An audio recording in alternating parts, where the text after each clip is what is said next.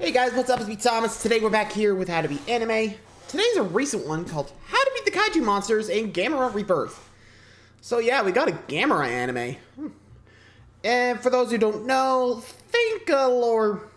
I don't want to say lower tier. It's kind of mean, but... think Godzilla's rival in the movie industry. It's basically what you got. Though, not outside America, or not outside Japan, if I remember correctly.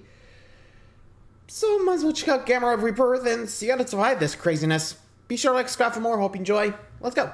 If the world was getting ripped apart by savage monsters from underground, what would you do? Horrifying alien creatures have begun rising from the deepest parts of the Earth's core and will stop at nothing to kill and sacrifice you and your friends. I'm going to break down the mistakes made, what you should do, and how to beat the monsters in Gamera Rebirth. These kids have no idea that they will be hunted down and sacrificed by monsters and humans. Boko here spends time with his friends. Before moving away after summer vacation, living in a military town, they head to their secret clubhouse and talk about buying a radio, so they can all stay in touch when he leaves. Finally saving enough pocket money, they head to the store to buy it, but run into the school bully. This American kid named Brody says his dad is the general at the local military base, and he makes fun of Boko's friends and their country. Him and his gang try to steal all of their money and kick their asses. Later, Boko complains to them that they need to get their money back so they can buy their radio, because staying friends forever is really the most important thing they can do right now. Convincing the others, they plan to attack them later that night for revenge, not realizing that horrifying monsters will attack this city and the world in just a few hours. Later, Boko and his friends track down the school bullies in town, not hearing the city's evacuation sirens going off in the distance. They head into the arcade and challenge Brody and his friends to a fight, but that's when a huge rumble erupts inside of the arcade. It's coming from outside, and they go to check it out. Seeing a huge fire in the distance, fighter jets fly past them. Boko's friend Junichi notices that they're F-15 Eagles, but Brody wonders why they are flying so low to the city and why they are flying faster than normal. Seeing the afterburners, he gets worried and thinks it is a sign that their city is under attack. Everyone rushes to a nearby rooftop to take a closer look at what's going on, but that's when they see something horrifying.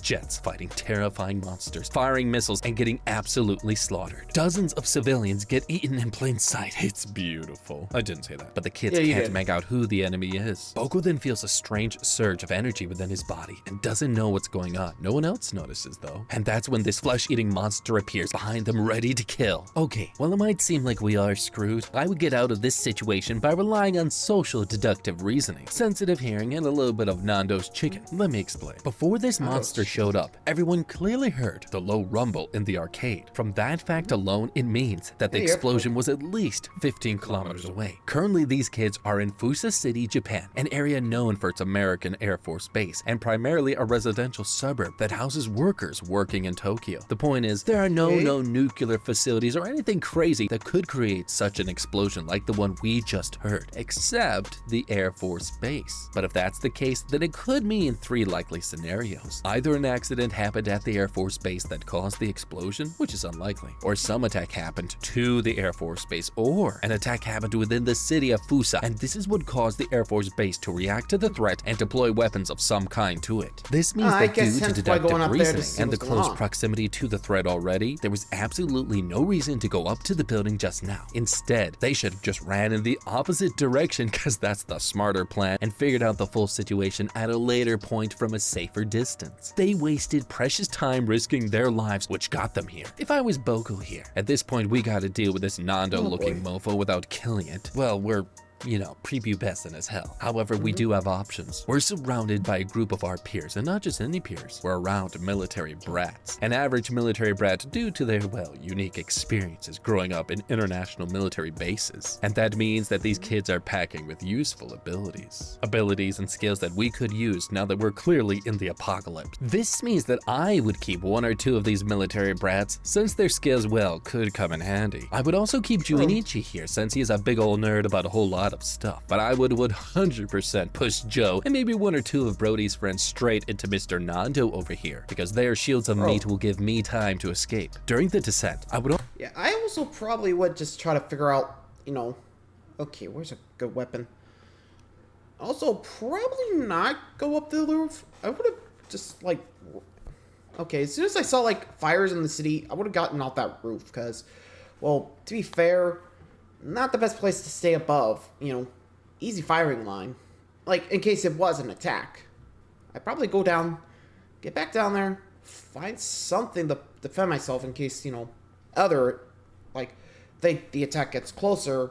Anyway, let's keep going. But also try to activate the fire alarm in order to throw off the monster's orientation. The children run for their lives, and Boko's gang splits up from Brody. The monster shoots its lethal tail at them, but accidentally gets electrocuted. Reaching the ground floor, another monster catches them from the front, and another from the back traps them into a corner. About to die, a huge energy blast blows through the arcade, killing every monster inside. The kids are shocked and don't know what the hell just happened. Heading outside, they realize who their savior is, this turtle monster. They can't believe their eyes. The biggest creature they've ever seen standing in front of them, and it stares at them right in the face. More monsters begin attacking this giant creature, but Boko and his friends witness their savior's awesome power. Suddenly, Boko's gang notices more trouble nearby, forcing the kids to leave the area. Brody trips trying to get away, and another monster tries to come at them, but gets brutally crushed by their new monster friend. Trapped around the destruction, the kids watch this OG kill the last of the red monsters, blinding this one and slamming it into the floor. But that's when this turtle monster gets hit by dozens of American missiles, forcing it to do the impossible, deploying its wings and taking off into the sky. Feeling connected to the monster in some superhuman way, Boko tells his friends that their savior's name is Gamera. Suddenly, a helicopter lands near them, and this scientist comes out and approaches the kids, introducing herself as Emiko. She says they want to ask them questions about the monsters that they just saw, because they've been tracking them for a long time. She tells them that the monster that just tried to kill them is named Gyaos, and nothing is what it seems. Taking the kids to their local military base, they meet Brody's hard-ass dad, General Osborn, and he pimp-slapped Brody and gets mad at him for missing football practice earlier that day because heaven forbid the world ends. A man then enters the room wearing a suit. He introduces himself as Tazaki and tells the kid that him and Emiko work for the Eustace Foundation, a powerful worldwide company that specializes in developing energy resources for the world, and he flexes on them a little bit that they recently put a human base on the moon. They give the kids the rundown of what's really going on. The UN ordered them to go up against these monsters known as kaiju, but their company accidentally found their first kaiju 10 years ago, deep beneath the ocean seabed in a cavern, and it's been perfectly preserved and is at least 100,000 years old. But that's when Emiko reveals something shocking. They discovered human remains inside of the monster's stomach and have found other caverns around the world, and that's when they discovered the kaiju known as Gyaos. Tazaki tells them that kaiju monsters worldwide have started eating children for some unknown reason, and they also don't know how the turtle monster they saw fits into the whole picture. But they think it's no coincidence that both of these monsters fought near these kids, and they think they are somehow connected. They then hand the kids these fancy communicators and tell them that these will let the military keep track of their location and vital signs until they can stop these attacks around the world, because that's what secret organizations do. Tazaki then says something strange and warns them to contact them if they're ever in any danger or if they feel something strange within their bodies. And with their help, they'll be able to save the entire world, making everyone except Joe excited as hell. The next day, Tazaki and Emiko rush to meet the General Osborn because something horrifying has just happened. The General tells them that they spotted baby kaiju escaping the military base into the sewers, and have now just gotten reports that full-sized adult kaiju have started attacking the city. Emiko and Tazaki are shocked at the news, but for a different reason. They confessed to the General that they were keeping ancient kaiju eggs at the base to do experiments on, but up until just last night, they were completely fossilized. Not knowing how these monsters came to life, General Osborn orders all of his men to head out to hunt the kaiju down. Meanwhile, Boko and his friends go to meet up with Brody because he has apparently some urgent news, and he tells them that earlier this morning, he overheard his general dad on the phone saying that baby kaiju had escaped into the sewers, and they were only the size of puppies at the time. And good old Brody has the most brilliant idea. It says that they should go hunt down the baby kaiju down before the military does. This way they can look like badasses on their way to certain doom. Amazing. Fortunately. Okay, I'm a football guy, but even if I wouldn't do this,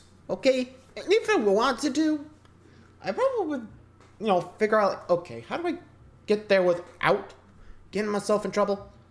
I probably would just, you know, get some Molotov cocktails, you know, just in case I see them, light it up, right in there. Easy enough, you know? Unless they're fireproof, then I'm screwed. I mean, I don't have a gun. I know I'm Texan, but not sure if he would have access to guns, which Not sure you would, because yikes. Yeah, not the best idea. Brody, you're kind of thinking with your muscles rather than your brain. Not good here. Ultimately, Joe says this plan is dumb as hell because it is. But Thank Boko you, tells Joe. him that the military did say they needed their help, and so wannabe scientist Junichi agrees. And then Guys, everybody peer pressures Joe to join in. Heading Damn it, inside, guys. they follow monster tracks into this huge tunnel, and everybody says that they can secure this tunnel until the military gets there. But Joe gets worried for Boko and says that being here is a huge mistake. Brody tells him to stop being a little biatch, and then they get into an argument, but that's when they hear a huge rumble and realize that this rock right next to them is actually a massive kaiju. Silenced by pure terror, they try to back away slowly, but their military communicator starts picking up radio chatter, oh how typical, making the kaiju Yep, that's a notice run. and it attacks. The military then busts in Okay. and starts firing, giving the kids a chance to escape. Outside, they run into Emiko and Tazaki, and they tell the kids that they tracked them down using their communicator devices, and they need to get out of here now because Gamera is headed right for them. A massive explosion takes place inside the sewers, and everyone outside sees the massive kaiju erupt from the surface. The military quickly provides cover fire, and this group gets the hell out of there. In the car, Tazaki tells them what this monster is, codenamed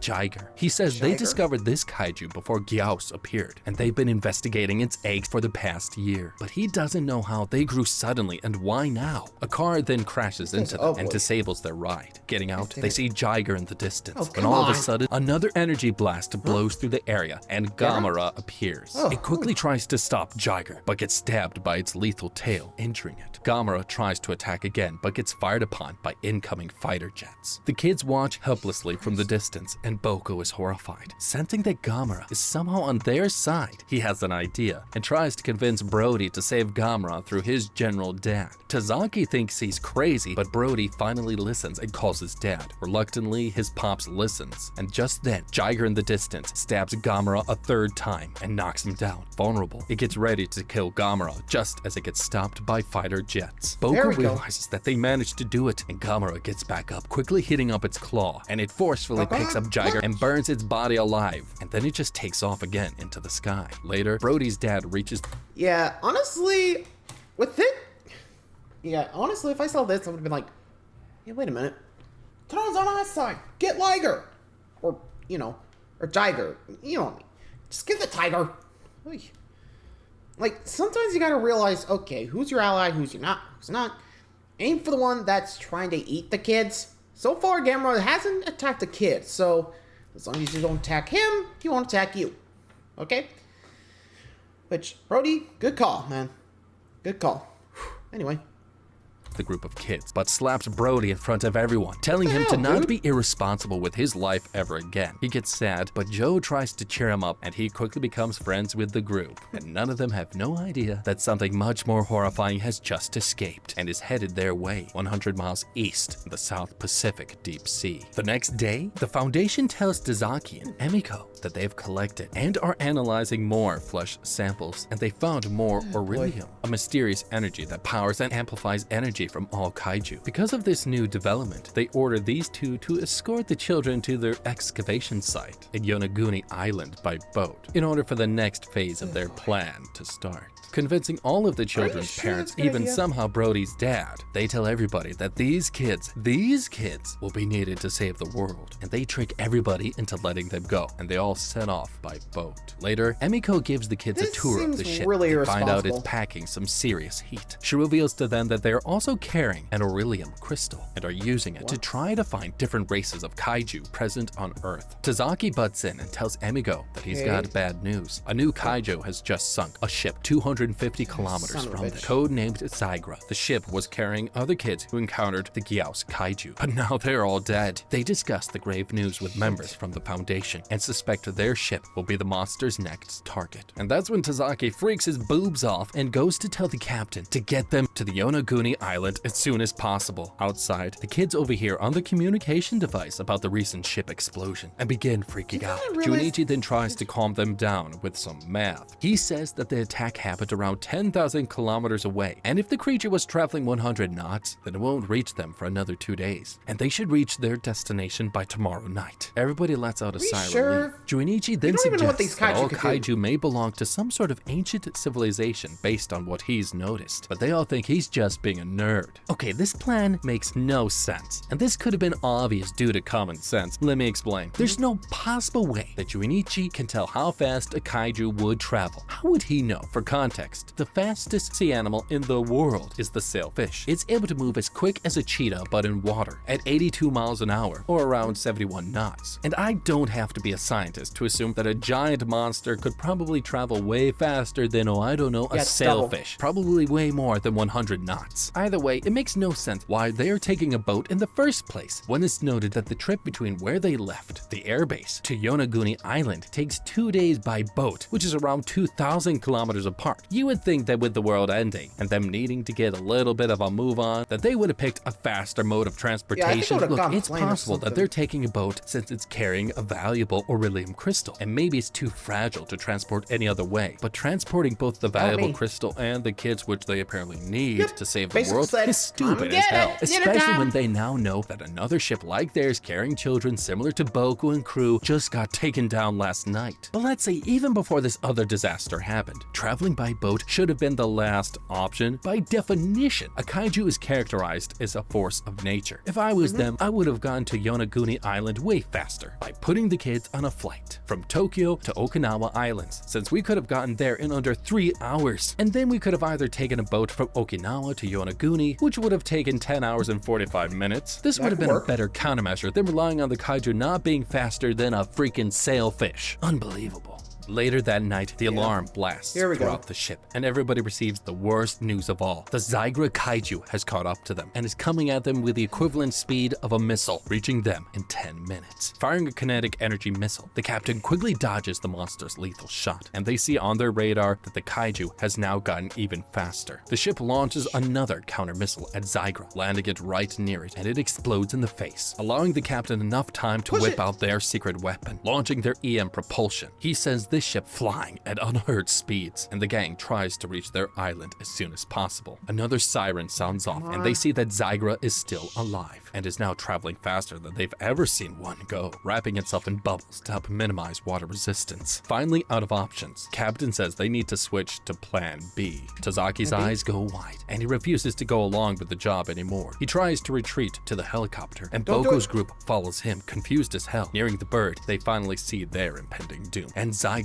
incoming. Blasting out of the water, Gamera finally shows up again out of nowhere and protects them again, fighting this water demon. Emiko quickly guides them back into the ship for Plan B. Traveling below deck, they head into the submarine, and the captain reports that the two kaiju are now 1,000 kilometers away from them, meaning now's their chance. Detaching, they drop deeper and deeper into the ocean, barely escaping the ship's explosion above them. Meanwhile, Gamera gets into a dogfight with Zygra and quickly gets overpowered, sending a shockwave into the ocean and gets picked up by their submarine. Reading on the radar that Gamera is down and Zygra is hot on their tail. And that's when they realize that they won't make it to the island. Thinking fast, they stop the engines and hide out below these sea rocks, quickly firing a missile in the distance, and they see that Zygra goes right for it. Junichi then thinks that it might be using echolocations just like dolphins, and the shock from fighting Gamera has now messed up its sense of direction, and then he has a crazy idea, and he tells everyone that if they lure Zygra on land, then maybe Gamera might have a chance. And he finds out from this one sailor that the submarine recorded the signal Gamera transmitted moments ago. Using this, they think they could replicate the signal and disorient Zygra enough to help Gamera kill it. The captain thinks he's crazy, but Junichi says that they can lure it to a nearby radio tower that they can use to set off that signal. The captain then mentions that there happens to be one of them nearby, and reluctantly he agrees to play ball. The captain tells these kids that they'll have to drop them off on the island alone, since protecting the beryllium is their top priority. Tazaki and Emiko reluctantly then take the kids off of the ship, and it crashes onto the island,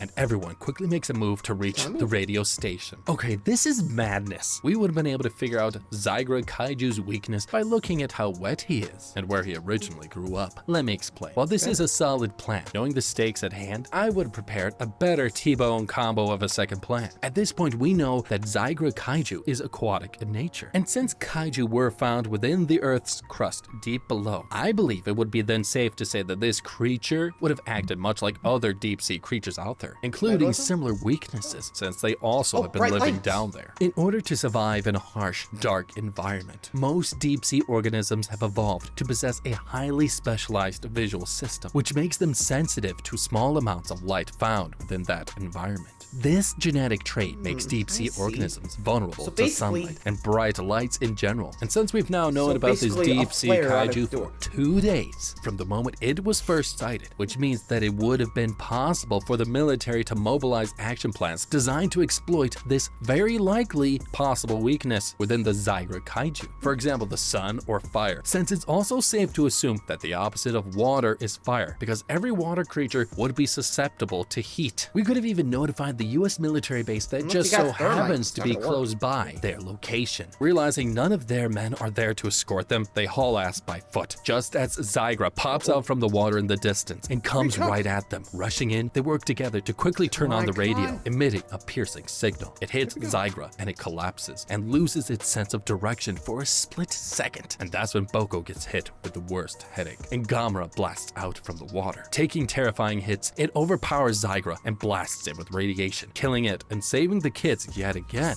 and then heads back into the ocean, leaving everybody confused as to what this giant creature's motives might be. And they extract another Aurelium crystal. Another ship then enters the harbor, and everybody gets news that they will be continuing their horrifying journey to Yonaguni on this boat. But a little bit later, Tazaki and Emiko then notice that more weird shit has started to happen to their kaiju samples. They've now started to regenerate. Noticing the Aurelium crystal nearby, they wonder if it's giving off some sort of radiation that is healing the flesh of any kaiju nearby, and they're unaware that a new kaiju has just risen to the surface right near them. A few days later, the kids finally reach the Yonaguni base, the most cutting-edge facility in the world. But Joe then starts getting impatient and calls Emiko out. He says they were supposed to be back home days ago, and it's still unclear what the Foundation really wants with them. Emiko apologizes and says that some new developments have just happened, and they're running out of time if they want to save the world with the kids that they need. The other kids try to calm Joe down, and Boko says that Gamera will protect them, but Joe thinks he's just being naive. Emiko interrupts and tells them that once they go through all of their tests, they will finally be able to relax. Meanwhile, inside, Tazaki calls the Foundation for some answers, because things are no longer making any sense. He asks them why certain children have started to get attacked by kaiju, and what's Aurelium got to do with kaiju flesh. But the bosses tell him that he should only be concerned with the company's 3 priorities: to find out how to attack the kaiju, to figure out how they can create the energy that sustains their bodies, and to make sure humanity is protected from them. And they warn him that he knew about the risks and the secrecy of the job when they hired him. Meanwhile, Boko and his friends go through all sorts of strange tests, and Emiko assures them though that everything is fine and that they're just looking for abnormalities within their blood. And Joe starts getting agitated and asks Emiko why aren't they telling them the full picture. Boko tells Joe to stop always whining, and Emiko tries to change the topic and decides to show them what's hiding underneath their base and what it's all really about. Heading below, she unveils the first kaiju they ever discovered, codenamed Viras, over 100,000 years old. They've never found any other kaiju fossil, and she explains to them that Aurelium is the life force behind all kaiju. When it loses its energy, the molecular structure of its flesh and bones decompose at accelerated rates. This, in their view, is the daddy of all kaiju, different from the rest they've ever fought. Tazaki then enters annoyed as hell, and he demands to speak to Emiko in private, forcing her to drop these kids off at their rooms to chill. Boko and these 3 get amazed by all the cool stuff, but Joe says that all of this is off. Outside, Tazaki tells Emiko that he just found out that another kaiju has been spotted where they fought the last one, and it's eaten all of Zygra's body and is now probably headed right for them. He wants to know why didn't the Foundation tell them this on the call. Emiko then tries to calm him down, but he tells her that no, this is his last straw. He's quitting his job and will leave when the next transport helicopter arrives. Shocking Emiko. Makes her a little bit sad. Well, too bad for her, because that was his biggest mistake. Back inside of their rooms. Yeah, honestly, I don't know how I would try to calm down Joe. Like, Joe's starting to lose it from what I could tell. I don't know if it's just like the stress of it all, but I mean, considering they got attacked by kaiju nearly every step of the way, I probably would be too. But getting like mad over this ain't gonna help. Like, look, dude, as soon as we figure it out, we can go back to our normal lives, okay? I don't know, I think I would calm down, that's condescending, but still. take your time and figure out, okay, is this worth it? Anyway. Joe discovers that the front door is now locked. Shocked, he tries to tell the group that he was right about this place, but Boko says that he trusts Emiko and everything that they're trying to do. Joe tries to put his foot down, but Boko angrily tells him that he should stop treating him like his dead brother. Joe gets pissed off because his brother died, sad backstory, but is not bored, and decides to leave the room by himself. Junichi joins him and says that there is something else he wants to see. The two then escape through the ventilation shafts, while Boko and Brody stay put, but their peace is cut short when a part of the base detects a rumble underground. Emiko goes to check it out, and she discovers that a huge seismic wave has just occurred beneath the seabed, and they don't know why. Nearby, Tazaki waits with his partner and finally spots his helicopter coming to save him. Landing, the water beneath them gets violent, and something huge shoots out from below, slicing the helicopter and the landing pad, and this strange creature launches itself onto the base, forcing everyone to realize what they're up against. Codenamed Giron, Emiko sees through the cameras and tells everybody that they need to seal off the cylinder and keep this creature away from the virus kaiju, while she tells everyone to evacuate and radios Tazaki that he needs to take command of the remaining troops because they have no one else. Frustrated and trapped, Tazaki agrees, but quickly remembers that,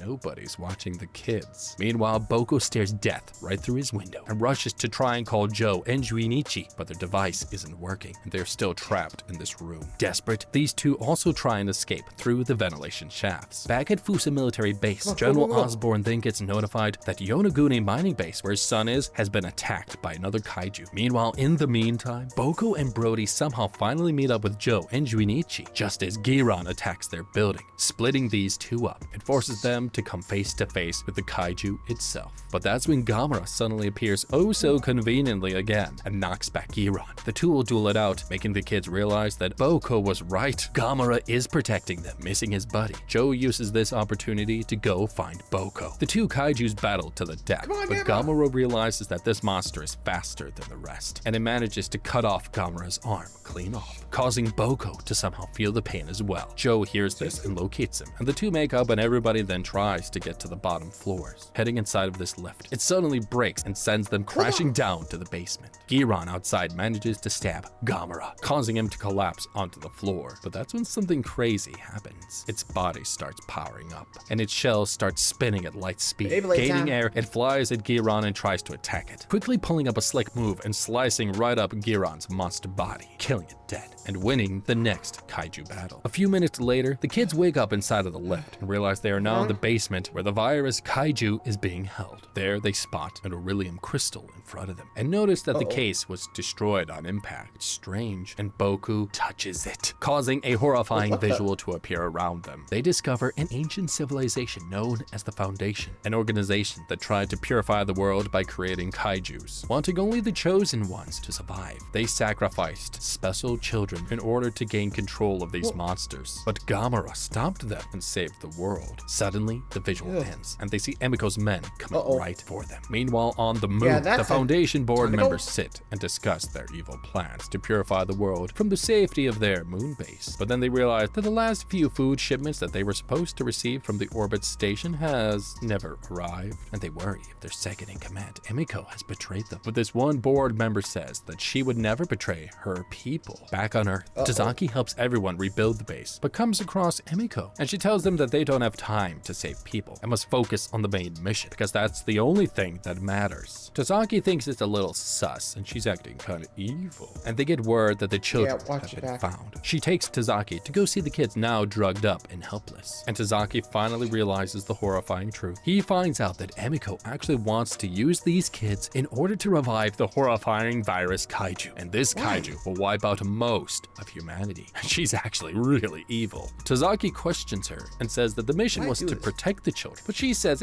she has no time for questions and threatens to kill him, but if he helps her, he'll be taken care of. Taking this opportunity, he says he will help her be evil if he gets a cut of the organization when they reach the moon. She agrees Virus and reveals to him that feeding the children to Virus will give her the ability to control it. She's double-crossing the Foundation board too, shocking Tazaki, because this baddie is playing both sides. Tazaki then leaves to go help out her minions and get ready the revival process, while Emiko gets word that her men have stopped the last 2 food shipments to the moon base. Soon, all of the board members will become weak and desperate, and then she'll be able to take over the moon base. Nearby, Tazaki pulls his weight and runs into Dario, and he tells him that he's surprised he's joining them in their super evil mission. But Tazaki says he wants to fulfill his dreams of going to the moon. Dario laughs, says that it's possible that Emiko is lying to him, and has no plans to save him when they escape to the orbit station, and then the moon. Well, to be fair, if your evil plans involve sacrificing kids and you were offering me, I'd probably be playing dumb and be like, yeah, sure, I'll join in your children sacrificing plan. I'm on board, because I want to go to the moon. And when she least expects it, right in the head. Just, yeah, not gonna happen, bitch. Just kill her, make sure the kids are safe and all that. I mean, hey, if you're planning all this, killing kids, not gonna happen. Thank you. Anyway.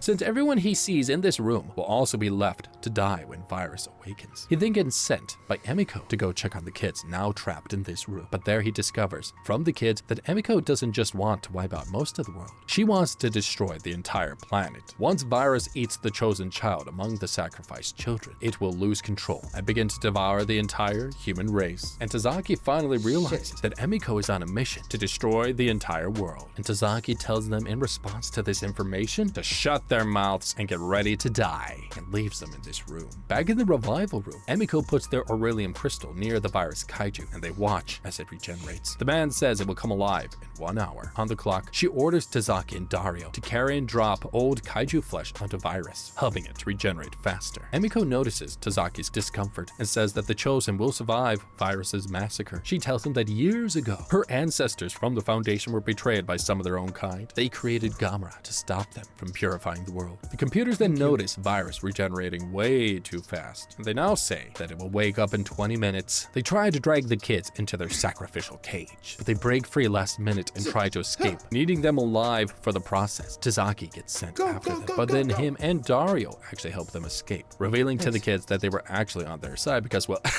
Emiko is nuts. Virus then starts regenerating even faster, freaking Emiko out, and she tries to escape, leaving behind 2 of her men in the process. Heading out, they realize that Tazaki and crew have stolen their escape vehicle and head to the control tower to try and stop them. Inside of the ship, Dario gets ready to take off, but suddenly Virus blasts outside of the facility and sends his tentacles to stop them. Barely managing to escape, they blast off last minute. Thinking they're safe, they take a quick breather, but that's when the ship gets blasted, instantly killing Dario and knocking Tazaki unconscious. Using its massive energy beam, Virus tries to go after them, but Gamera blasts out of the ocean and starts firing energy blasts, coming in with an attack. Virus quickly overpowers Gamera and knocks him out. Now free, it begins controlling gravity and uses it to fly right at Boko. Hearing them, it suddenly sees Gamera alive and coming right for it. It tries to defend itself, but Gamera quickly blocks its attacks and slices right through the world's greatest monster. Back in the space shuttle, the kids save Tazaki and head to one of the escape pods, but realize it's stuck. They need someone to stay behind to unlock it from the inside. Joe then mans up and gets out to unjam the jam and says goodbye to Boko, and he dies in a fiery death.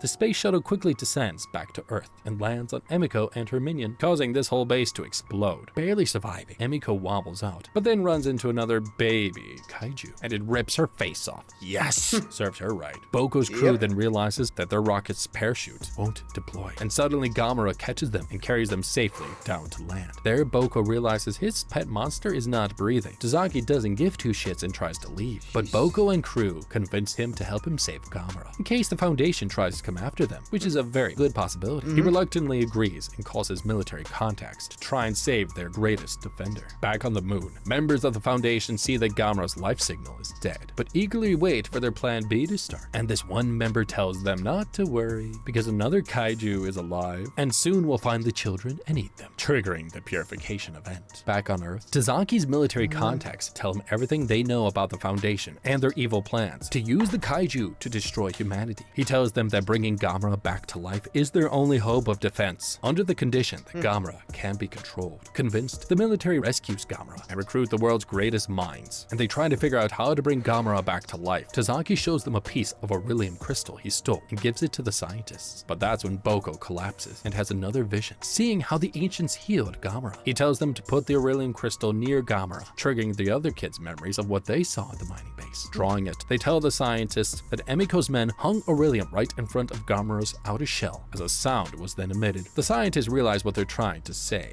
and then they get to work on saving Gamera. A few hours later, they finally manage to come up with a plan, putting the Aurelium crystal on top of Gamera's head with a currency cord attached. Turning it on, they see Gamera beginning to heal, but it's too late. Suddenly, an alarm goes off, and they get reports that an unidentified object is headed straight for them. The military locks and loads and defends the beaches, and they spot their final opponent. Firing at this monster, they quickly realize that this one is different, and it quickly destroys all Navy ships and shoots energy lasers at the beach, destroying most of the human defenses in minutes. This tank commander identifies a weakness, and he orders his surviving soldiers to aim for its throat and head. Watching all of this, a massive headache suddenly hits Boko, and this monster charges up its most deadly laser beam yet, destroying the rest of the defense and leaving everybody helpless. Approaching Gamera, Boko suddenly has an idea to slow it down. Okay, we're so screwed, but if I was them, I would have saved the entire human race by sacrificing millions of innocent men, women, and children by utilizing the advantages of a landlocked country. Let me explain. This Gyaos is way more badass than the last one, which means that they should have been way more prepared. Because of this, the military should have never listened to Boko and instead should have questioned his abilities through a more rigorous scientific process. Because even if he was the chosen one, they never even bothered to question what that actually meant. In analyzing his brainwaves and through psychological examination, they could have come up with some sort of hypothesis behind how his powers or his connection with Gamera works. They never even once bothered to look into Boko's abilities to see if they could have leveraged them even more, unlike the bad guys who did this from the beginning. If I was the military at this point, I would have began treating these monsters individually and personally. Gyaos or kaiju monsters, whatever you want to call them, look like they descend from lizards based on similar traits. Its eyes also have vertical pupils, which like lizards are designed to enhance the amount of light entering the eye. Certain subspecies of animals have slight differences. However, at the end of the day, these monsters are more similar enough where it counts, and they failed to recognize any of their obvious disadvantages. Saving Gamera was smart. They should have started thinking less with their heart and more with their mind. By transporting and fixing him up within a landlocked country, within a heavily crowded city, this would have forced the Gyaos to traverse far on land in order to reach us, which he would have been slow at, and by forcing him to come across millions of innocent civilians, this means that Gyaos' kaiju thing would have been distracted in killing millions of people before it reached Gamera, giving our best shot at saving the world and giving us precious time to recover and get back on our feet. Because millions of people dying in comparison to saving the whole world is a worthy sacrifice. Boko runs to try and get the thing's attention, luring it to the edge of this cliff, and he gets ready to kill him, but that's when Gamera blasts out of his holding and knocks it back. Boko realizes that he isn't fully recovered and is underpowered. He emits a massive energy and makes the monster collapse. About to kill him, the thing shoots a tentacle straight into Gamera's mouth, feeding him some unknown energy, quickly draining Gamera of his powers. About to die, it suddenly gets hit by blasts from multiple AC-130 planes coming in from the sky, led by General Daddy to save his son, knocking the thing back. A surviving tanker then provides cover fire from the distance, giving Gamera enough time to get back up. He rushes to pull out his signature move and transforms his shell into a spinning attack, deflecting all of the hits coming at it, and he kills the monster. The Foundation watches from the moon and smiles at the death, saying it's now time to switch to Plan C. They reveal that this one was able to inject an RNA virus into Gamera minutes ago. Because of this, Gamera will be forced to return to original genetic configuration, aka making it evil. Meanwhile, back on Earth, Boko now tries to approach Gamera, but see its eyes suddenly turn blood red, and everybody now worries he's now turned evil. Tazaki tells Boko to stay back, but he says that Gamera won't hurt them. He calls out to him and fires his little boy love at Gamera. Because of this, with the last bit of his strength, Gamera manages to reverse the evil code inside of him and turns good thanks to Boko's love. Oh, how cute. He then turns his attention towards the moon base and fires a magnificent energy blast straight into the Foundation's moon base, instantly destroying all of the board members. But this surge in power causes Gamera to use the last bit of his life force, and he kicks the bucket, leaving only behind the shining Aurelium